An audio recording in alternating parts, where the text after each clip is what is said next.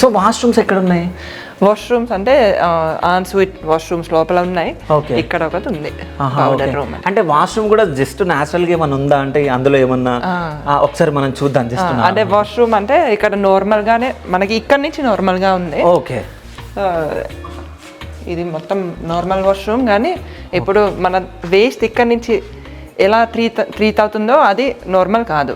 Okay, అంటే మామూలుగా ఇలాంటి ఇళ్లలో సెప్టిక్ ట్యాంకులు పెడతారు. అవును. అంటే మా ఇంట్లో అదే సెప్టిక్ ట్యాంక్ అదే మాకు మంచిగా అనిపించలేదు, ఎందుకంటే దాంట్లో ఆ వేస్ట్ అలా అక్యుములేట్ అయిపోతుంది, ఆ తర్వాత ట్రక్ వస్తుంది, సరే మన దగ్గర నుంచి వెళ్ళిపోతుంది వేస్ట్, కానీ ఆ వేస్ట్ ఎక్కడికి వెళ్తుంది?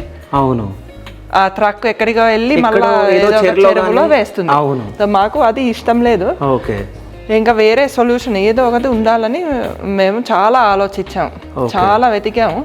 ఆఖరికి స్వీడన్లో ఒక టెక్నాలజీ దొరికింది. ఓకే, అంటే దానివల్ల ఏమవుతుందంటే ఇప్పుడు సాలిడ్ మ్యాటర్ వెంటనే ఆ నీళ్ళల్లో నుంచి విడిపోతుంది.